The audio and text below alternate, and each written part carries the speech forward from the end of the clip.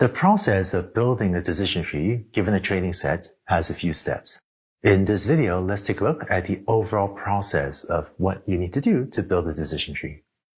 Given a training set of 10 examples of cats and dogs, like you saw in the last video, the first step of decision tree learning is we have to decide what feature to use at the root node. That is the first node at the very top of the decision tree.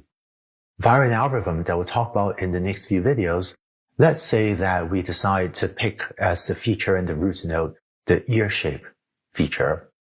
What that means is we will decide to look at all of our training examples, all 10 training examples shown here, and split them according to the value of the ear shape feature.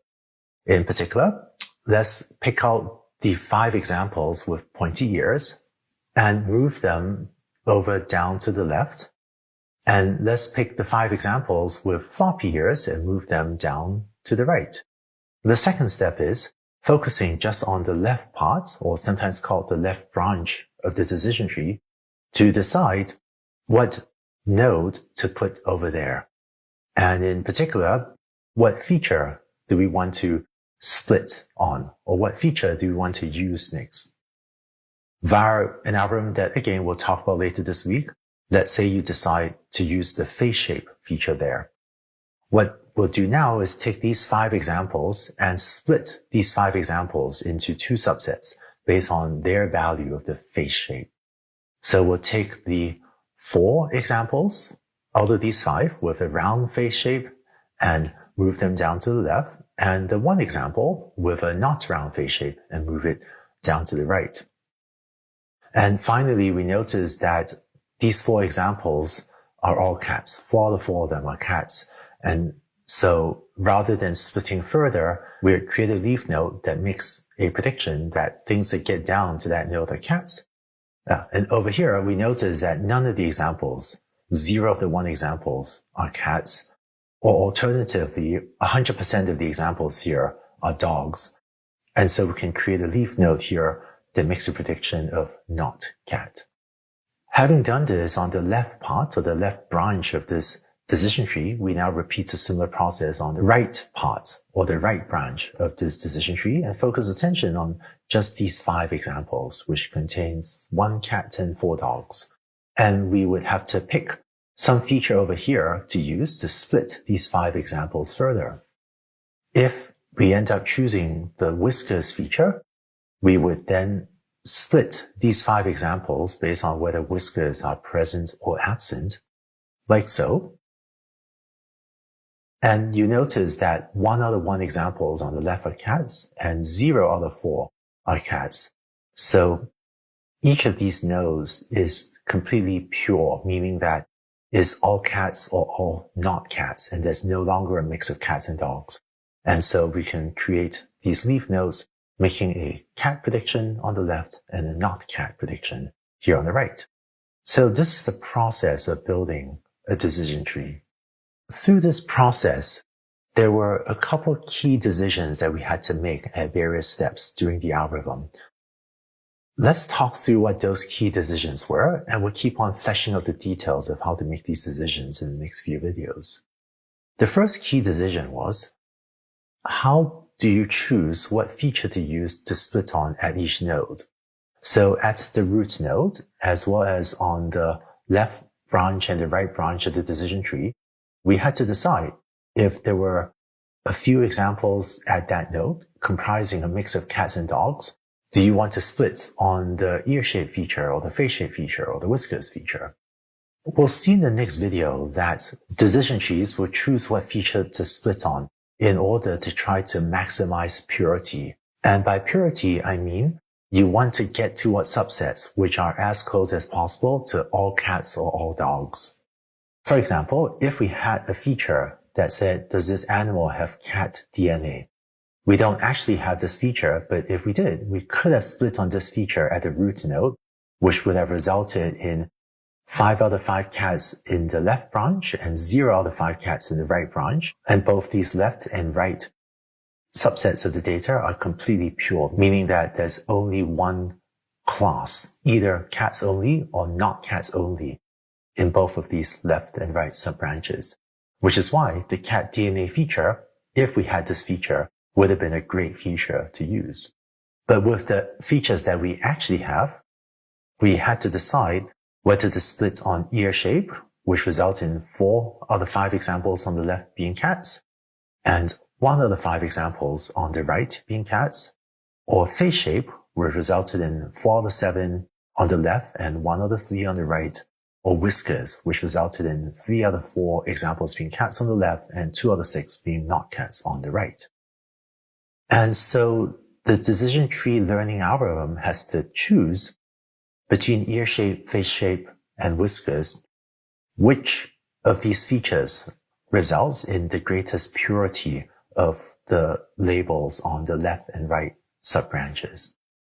Because it is if you can get to a highly pure subset of examples, then you can either predict cat or predict not cat and get it mostly right. So the next video on entropy will talk about how to estimate impurity and how to minimize impurity. So the first decision we have to make when learning a decision tree is how to choose which feature to split on at each node. The second key decision you need to make when building a decision tree is to decide when do you stop splitting. The criteria that we used just now was until a node is either 100% all cats or 100% all dogs or not cats. Because at that point, it seems natural to build a leaf node that just makes a classification prediction. Alternatively, you might also decide to stop splitting when splitting a node further will result in the tree exceeding a maximum depth, where the maximum depth that you allow the tree to grow to is a parameter that you could decide. In a decision tree, the depth of a node is defined as the number of hops that it takes to get from the root node, that is the node at the very top, to that particular node. So the root node takes 0 hops to get to itself and is at depth 0. The nodes below it are at depth 1, and the nodes below it would be at depth 2. And so if you had decided that the maximum depth of the decision tree is, say, 2, then you would decide not to split any nodes below this level so that the tree never gets to depth 3. And one reason you might want to limit the depth of the decision tree is to make sure first the tree doesn't get too big and unwieldy. And second, by keeping the tree small, it makes it less prone to overfitting. Another criteria you might use to decide to stop splitting might be if the improvements in the purity score, which you see in a later video, are below a certain threshold. So if splitting a node results in minimum improvements to purity, or you see later is actually decreases in impurity, but if the gains are too small, then you might not bother. Again, both to keep the tree smaller and to reduce the risk of overfitting. And finally, if the number of examples at a node is below a certain threshold, then you might also decide to stop splitting. So for example, if at the root node we had split on the face shape feature, then the right branch would have had just 3 training examples with 1 cat and 2 dogs.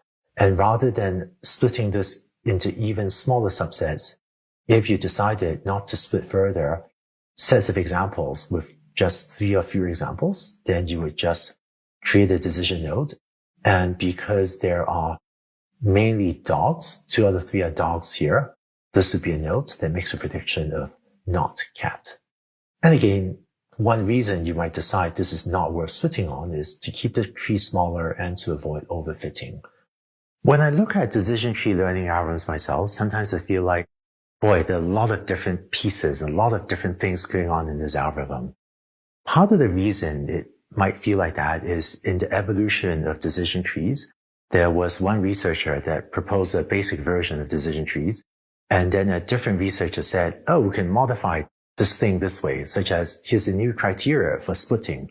then a different researcher comes up with a different thing, like, oh, maybe we should stop splitting when it reaches a certain maximum depth. And over the years, different researchers came up with different refinements to the algorithm. As a result of that, it does work really well. But when you look at all the details of how to implement a decision tree, it feels like there are a lot of different pieces, such as why are there so many different ways to decide when to stop splitting? So if it feels like a somewhat complicated, messy algorithm to you, it does to me too. But these different pieces, they do fit together into a very effective learning algorithm.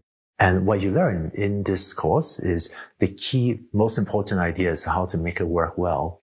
And then at the end of this week, I'll also share with you some guidance, some suggestions for how to use open source packages, so that you don't have to have too complicated a procedure for making all these decisions, like how do I decide to stop splitting, so that you really get these algorithms to work well for yourself.